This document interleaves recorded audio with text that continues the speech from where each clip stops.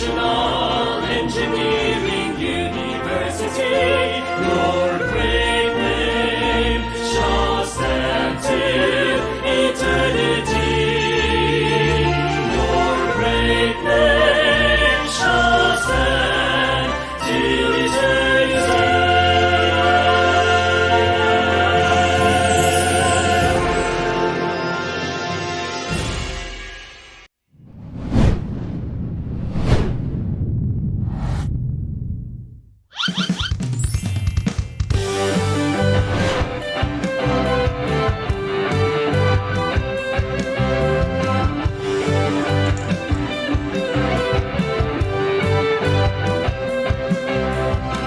Halika na, ika'y sumama.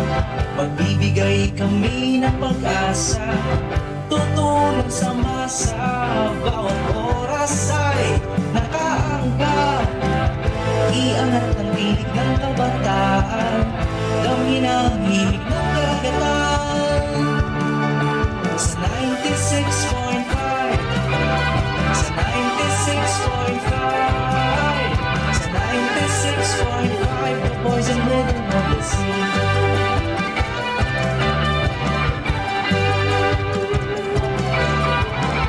Boses ng Bad State, yung araso nasa buhay naririto. Ang panahon makabago at totoo. Ang handiti nasa vision para sa inyo. Isyo ng bayan, talakayin natin pag-usapan. Namungunang radyong number one. Sa 96.5, sa 96.5, sa 96.5, the boys and rhythm of the sea.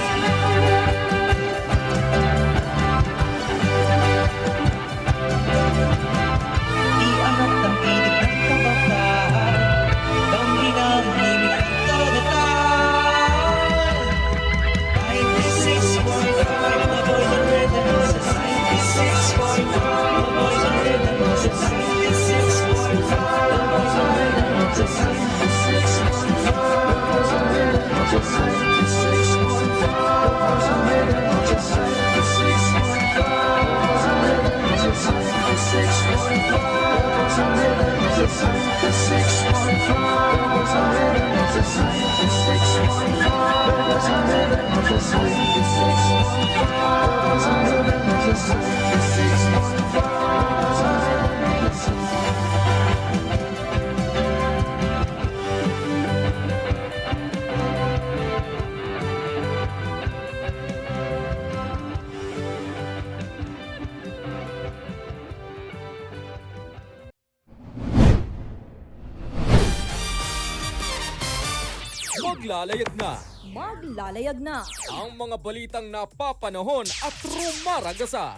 bibigyang tinig ang mga balitang nilambat pa sa Kalakhang Timog, Katagalugan. Live mula sa himpilang Sparta ng Kanlurang, Batangan. DDWBX 96.5, the voice and rhythm of the city. Balitang nakaangkla ulat na makamasa, kasangga ang Bat State ulat sa umaga. Magandang araw, Pilipinas! Magandang araw, Batangas. Ito ang Bat State Ulat sa Umaga.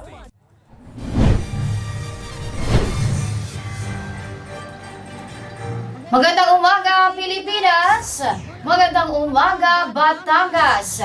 Mula dito sa himpilan ng Kanlurang, Batangan, ito ang Bat State Ulat sa Umaga. Bat State Ulat sa Umaga. Pinaka napapanahon at pinakabagong mga balita. Hatid sa inyo ng buong puwersa ng DWBX 96.5, The Voice and Rhythm of the Sea. Bat State Ulat sa Umaga. Ngayon nga po ay araw ng Martes, ika-21 ng Enero 2025. Kasama niyo sa tapat at totoong pagbabalita, Lenny Ilaw. Bat State Ulat sa Umaga. At kayo nga ay nakikinig sa inyong nag-iisang himpilan ng Batangas State University Aras of Nasugbu. Isang mapagpalang araw para simulan ang isang oras ng makbuluhang balitaan. Bat State Ulat sa Umaga. Narito na nga ang mga nagbabagang mga balita. Bibigyang tinig ang mga nalambat na balita. $905.26 million loan mula sa South Korea, suporta sa Laguna Lakeshore Road Network Project ng Pilipinas. Lalaki binawian ng buhay matapos mabundol ng delivery truck. Blood Olympics 2025 isinagawa sa Lian, Batangas. Isa patay habang isa rin ang sugatan sa shooting incident sa Calamba, Laguna. At 2 patay, 8 sugatan sa salpukan sa Laguna. State ulat sa umaga. Para sa unang ratsyada ng mga balita, 905.26 million pesos loan o dollar loan mula sa South Korea, suporta sa Laguna Lakeshore Road Network Project ng Pilipinas. State ulat sa umaga. Nakapagtamo ang Pilipinas ng $905.26 million official development assistance loan mula sa South Korea sa pamamagitan ng Export-Import Bank of Korea para sa Phase 1 Stage 1 ng Laguna Lakeshore Road Network Project. Ayon sa Department of Public Works and Highways, ang proyektong ito ay magdudulot ng mas ligtas at mabilis at komportableng paglalakbay na magpapalakas sa turismo at ekonomiya sa mga rehiyon ng Metro Manila, Laguna, Rizal, Cavite at Batangas. Ang konstruksyon ng flagship project na ito na bahagi ng Build Better More program ni Pangulong Bongbong Marcos ay nakatakdang magsimula ngayong taon at inaasahang matatapos sa 2029. Sa pamamagitan ng proyektong ito, inaasahang mas mapapalago ang koneksyon sa mga pangunahing rehiyon na magdudulot ng positibong epekto sa pangkabuhayan at transportasyon ng bansa. State ulat sa umaga. Samantala, lalaki binawian ng buhay matapos mabundol ng delivery truck. Nasawi ang isang lalaki matapos itong masagasaan ng delivery truck sa barangay Isabang, Lucena City dito lamang linggo. Base sa report ng pulisya, tumatawid noon ang di umano'y biktima na pinangalanan bilang si Alias Ramil, 49 anyos. Nang mabangga ito ng nasabing truck na minamaneho ng 54 anyos na driver. Nagtamo ang biktima ng injury sa ulo at sa iba't ibang bahagi rin ng kanyang katawan na agad ring isinugod ang biktima, subalit ito ay nawalan na ng buhay. Samantala, nasa kustodiya na ng Lucena Police Station ang driver ng truck. State ulat sa umaga. Ibang balita naman tayo, Blood Olympics 2025 isinagawa sa Lian, Batangas. State ulat sa umaga. Para sa balitang yan, narito si Winchell Tandan. Winchell, Ibat State, ulat mo. Isinagawa nitong Lunes ang Blood Olympics 2025 sa Lian, Batangas, kung saan umabot sa 110 bags ng dugo ang nalikom. Ito ay ang pinakamataas na bilang ng donations mula nang simula na aktibidad na ito ilang taon na ang nagdaan. Ang nasabing proyekto ay isang makabuluhang paraan ng pagtulong sapagkat ang mga nakalap na dugo ay makapagbibigay ng benepisyo sa mga nangangailangan gayon din sa kalusugan ng mga nag-donate. Ayon sa Municipal Health Office, ang milestone na ito ay resulta ng suporta ng lokal na pamahalaan at mga residente ng bayan. Dagdag pa nila, ang tagumpay ng Blood Olympics 2025 ay patunay ng pag-usbong ng proyekto at ng diwa ng bayanihan na mayroon ang bawat mamamayan ng Lian. Para sa Bat State Ulat, ako si Winchell Tandan ng DWBX 96.5, The Voice and Rhythm of the Sea. Maraming salamat, Winchell Tandan. Yan at iba pang mga init na mga balita makalipas ang isang paalala. Isa ka rin ba sa laging nabibiktima ng fake news o hindi sinasadyang nakakapagpakalat ng mga ito sa social media? Dahil sa dami ng mga impormasyong kumakalat sa social media, hindi maitatangging lumalaganap na rin ang mga fake news. Kaya't huwag agad maniniwala sa mga impormasyong kumakalat ngayon. Panahon na upang magkaroon tayo ng kaalaman upang hindi tayo mabiktima ng mga maling impormasyon. Narito ang mga bagay na dapat mong tandaan at isaalang-alang bago tayo magbahagi ng mga impormasyon sa social media. Una, basahing mabuti ang impormasyong nilalaman at kung paano nakalap ang balita. Pangalawa, alamin kung anong news outlet o sinong manunulat ang naglathala nito. Pangatlo, tukuyin ang petsa at oras kung kailan ito na-published. Pang-apat, tukuyin kung balanse ba ang pinapahayag na istorya. Panglima, obserbahan at tukuyin ring mabuti ang mga nilalamang mga larawan at kataga at humanap ng iba pang pinagkakatiwalaang mga tagapagbalita na naglathala ng kaparehas na impormasyon kung ikay may pagdududa. Mahalagang maging mapanuri at tiyaking tamang impormasyon lamang ang ating ibinabahagi. Isang paalala mula sa DWBX 96.5, The Voice and Rhythm of the Sea.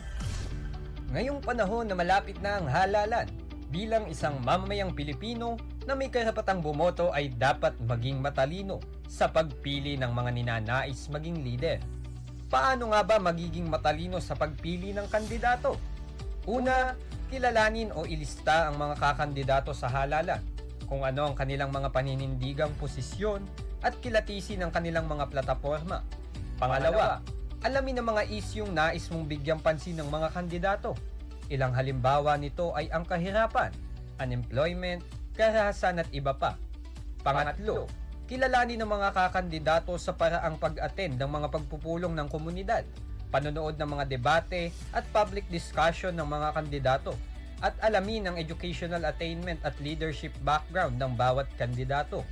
Pang-apat, ay salain ang lahat ng naitalang impormasyon na iyong nakalap at pagkatapos nito ay madali mo nang mapipili ang iyong nais iboto.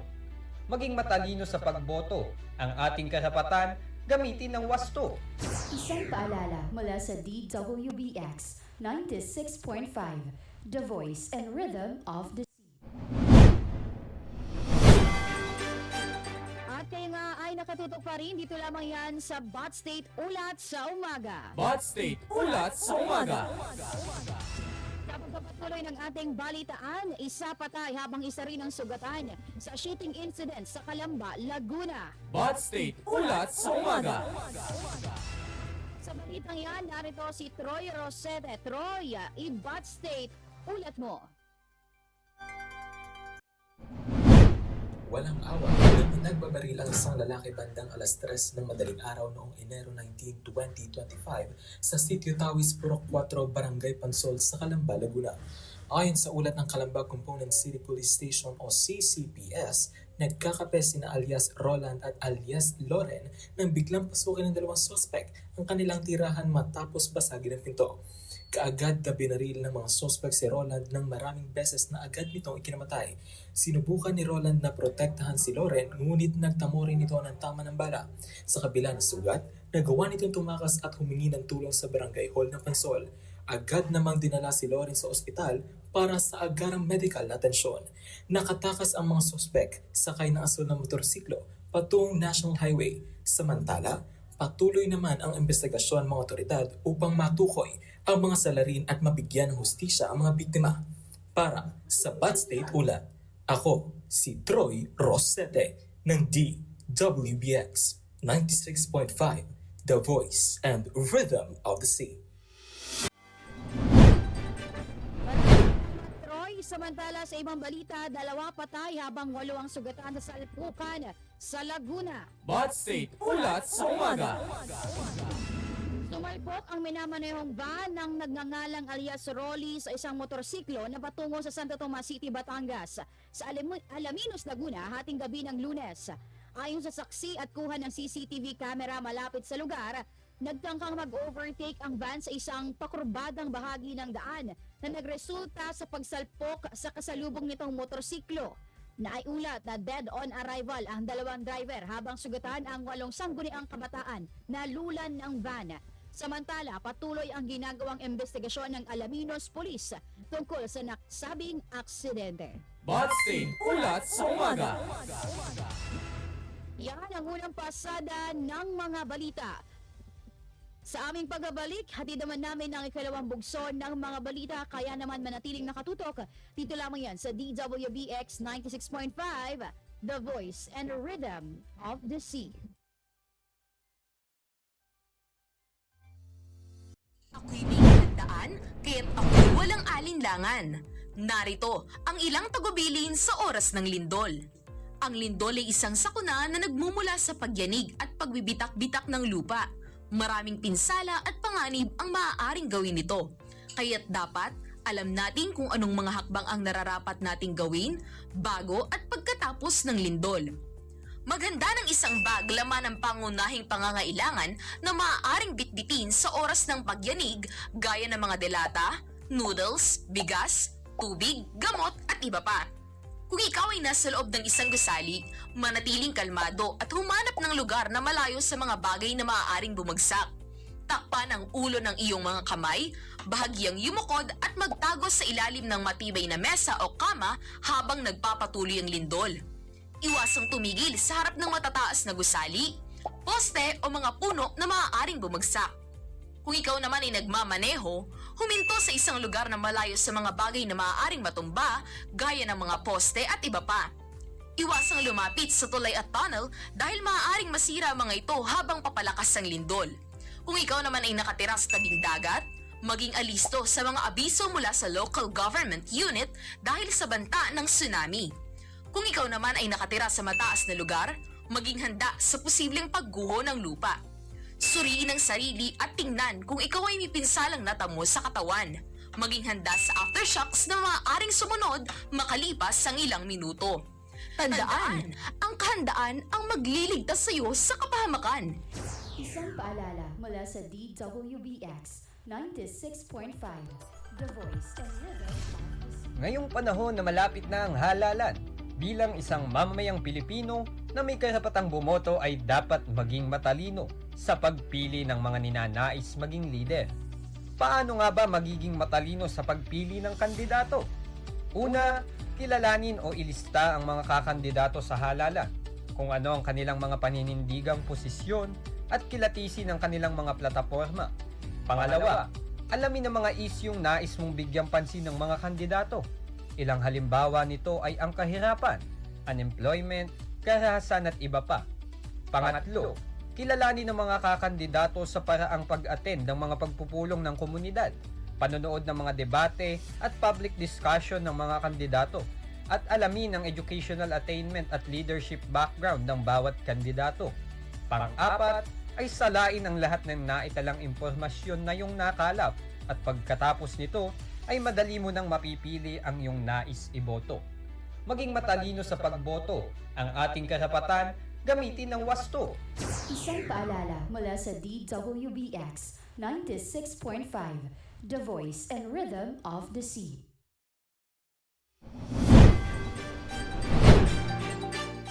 Oras natin, 3 minuto bago mag-alas 9 ng umaga at kayo nga ay nakatutok pa rin. Dito lamang yan sa DWBX 96.5, The Voice and Rhythm of the Sea. Bad State Ulat sa Umaga. Wala ang ikalawang pasada ng mga balita. Bibigyang tinig ang mga nalambat na balita.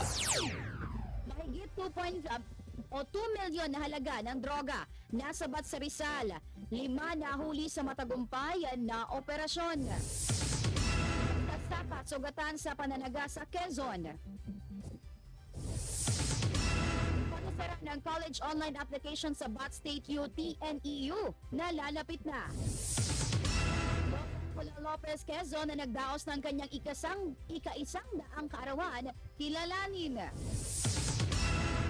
Balitang sports, Nikola Jokic nagposte ng ika-18 triple-double kontra Magic. Bad State Ulat sa Umaga.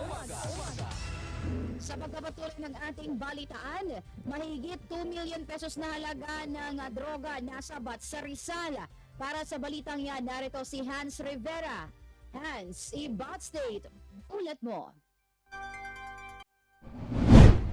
Nasabat ng Angono Police ang shabu na nagkakahalaga ng mahigit 2 milyon sa ikinasang buy-bust operation sa Barangay San Isidro, Angono, Rizal. 5 sospek ang naaresto kabilang sina alias Rodney, 27, Melquiades, 73 at Gladys, 45 anyos na pawang high-value individuals at alias Jose, 32 at Samuel, 48 anyos na nasa street level category ng pulisya. Nasabat mula sa mga suspect ang 400 gramo ng shabu, 2 Android phones, digital weighing scale, brown handbag at buy-bust money. Samantala, pinuri naman ni Police Brigadier General Paul Kenneth T. Lucas ang tagumpay ng operasyon at tiniyak ang patuloy na pagsugpo sa iligal na droga sa Calabarzon. Para sa Bat State Ulat, ako si Hans Rivera ng DWBX 96.5, The Voice and Rhythm of the Sea. Maraming salamat Hans Rivera. Samantala, magsasaka sugatan sa pananaga sa Quezon. Bat State Ulat sa Umaga. Sa alagang hayop ang tinitingnang anggulo sa pananaga ng isang lalaki sa kapwa nito magsasaka sa Barangay Ilayang, Tayuman, San Francisco, Quezon. Ayon sa investigasyon, nag-ugat ang insidente ng kumprontahin ng sospek ang biktima sa pagkapastol nito ng kabayo malapit sa kanyang bahay.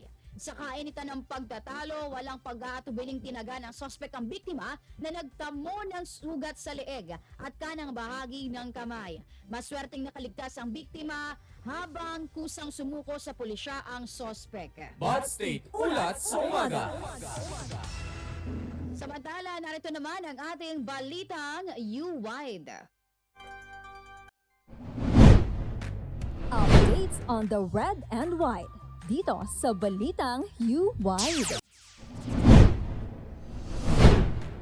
Para nga sa ating balitang U-Wide, pagkasara ng college online application sa Bat State UT and EU na lalapit na. Bat State Ulat sa Umaga.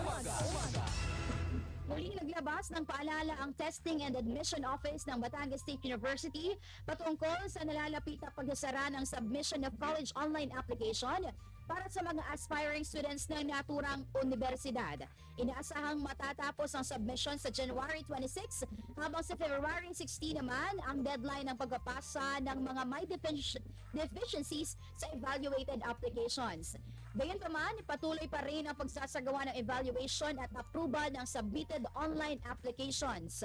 Maaari ding mamonitor ng mga aplikante ang kanilang application status sa kanilang college applicants portal at para sa mga karagdagang impormasyon at katanungan, maaaring bisitahin ang Batangas State University Testing and Admission Office Facebook page. Bat State Ulat sa Umaga.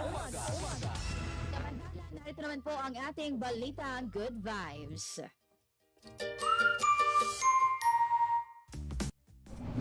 Good news updates para sa Balitang Good Vibes. At para nga sa ating balitang Good Vibes, Lola mula Lopez, Quezon na nagdaos ng kanyang ika-100 kaarawan, kilalanin. Bat State Ulat sa Umaga.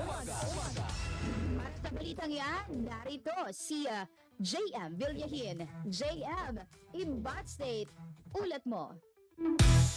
Masayang ipinagdiwang ng isang ginang na si Vivencia Arellano Villao o mas kilala bilang Lola Bibing, Tubong Lopez, Quezon ang kaniyang ika-100 taong kaarawan noong nagdaang ika-13 ng Enero. Kinilala ng opisina ng Veterans Affairs si Lola Bibing bilang isa sa kanilang natatanging centenarian dahil sa kaniyang malaking kontribusyon bilang first aid volunteer noong World War II. Masayang nagdaos si Lola Bibing ng kaniyang kaarawan habang daladala pa rin ang lakas ng pandinig at talas ng kaniyang isip, dahilan ng dagdag na kasiyahan ng kaniyang birthday celebration kasama ang kaniyang pamilya. Para sa balitang Good Vibes, ako si JM Villahin ng DWBX 96.5, The Voice and Rhythm of the Sea. JM Villahin, samantala narito naman ang ating sports balita. Sports Balita. At para nga sa ating sports balita, Nikola Jokic nagposte ng ika-18 triple-double kontra Magic. Bat State Ulat sa Umaga. Sa balitang yan, narito si Marwin Gonzalez. Marwin, i-Bat State, ulat mo. Nanguna si 2023 Finals MVP Nikola Jokic sa panalo ng Denver Nuggets laban sa Orlando Magic, kung saan nagtala siya ng kanyang ika-18 triple-double ngayong season na may 20 points, 14 rebounds at 10 assists. Hindi rin nagpahuli ang rookie forward na si Christian Braun na nagtala ng 20 points at 11 rebounds para sa kanyang double-double. Sa mahusay na depensang ipinakita ng Nuggets, nalimitahan nila ang lahat ng manlalaro ng Magic sa below 20 points. Ang pinakamataas na score sa Magic ay mula kay Wendell Carter Jr. na may 16 points at 14 rebounds, habang ang star player na si Paolo Banchero ay nakapagtala lamang ng 10 points sa loob ng 29 na minutong paglalaro. Umangat ang Nuggets sa laban dahil sa kanilang 51.3% shooting efficiency at malakas na opensa sa paint na may 52 points. Nakapuntos din sila ng 26 mula sa 31 free throws. Sa kabila ng 14 steals na naitala ng Magic, hindi na nila nagawang makabawi dahil sa kanilang mababang shooting percentage, kung saan 38 lamang sa 103 na tira ang kanilang naipasok. Para sa Sports Balita, ako si Maureen Gonzalez ng DWBX 96.5, The Voice and Rhythm of the City. Maraming salamat, Maureen Gonzalez. Samantala, narito naman po ang ating ulat, panahon. Ng Martes, magdadala ng maulap na kalangitan at mahihinang pag-ulan ang northeast monsoon o hanging amihan sa Cagayan Valley, Aurora at sa Quezon. Sa nalabing bahagi naman ng Luzon, kabilang ng Batangas, generally fair weather condition at isolated na pag-ulan ang maaaring maranasan. Samantala, maaari ring makaranas ng kalat-kalat na pag-ulan at sa Visayas, partikular na sa northern at eastern Samar, dala ng north ng shear line. Sa Mindanao naman, partikular na sa Dinagat Island, Surigao del Sur at Surigao del Norte, makakaapekto ang easterlies at magdadala ito ng mga pag-ulan. Sa nalalabing bahagi ng bansa, maaaring maaasahan ang maaliwalas na panahon at localized thunderstorms sa hapon. Samantala, wala naman pong nakataas na gale warnings anumang baybayin sa bansa, kung kaya malaya makakapamalaot ang ating mga kababayan. Subalit, pag-iingat pa rin po ang paalala, lalo na kung may mga thunderstorms na maaaring magpalakas ng alon. Sumikat kanina 6:24 ng umaga at lulubog mamayang 5:51 ng hapon. Bot State Ulat sa Umaga. Para naman sa ating latest foreign exchange rate update, para sa palitan ng piso kontra US dollars, 58.56. Canadian dollar, 40.48. Singaporean dollar, 40.78. Saudi Riyal, 15.61. 60.15. Chinese Yuan, 7.99. Japanese Yen, 37 centavos. Bot State Ulat sa Umaga. At yan ang mga balitang nakalap namin sa buong magdamag. Panahon, pinakabagong mga balita. Atin sa inyo ng buong puwersa ng DWBX 96.5, The Voice and Rhythm of the Sea. Bot State Ulat sa Umaga. Huwag niyo pong kalimutan mag-like, follow, subscribe sa ating mga Facebook page, ating YouTube channels, ating TikTok at DWBX 96.5. Kita-kita tayo muli bukas mula alas 8 ng umaga hanggang alas 9 ng umaga para sa mainit na balitaang hatid ng Bot State Ulat sa Umaga. Bot State Ulat sa Umaga.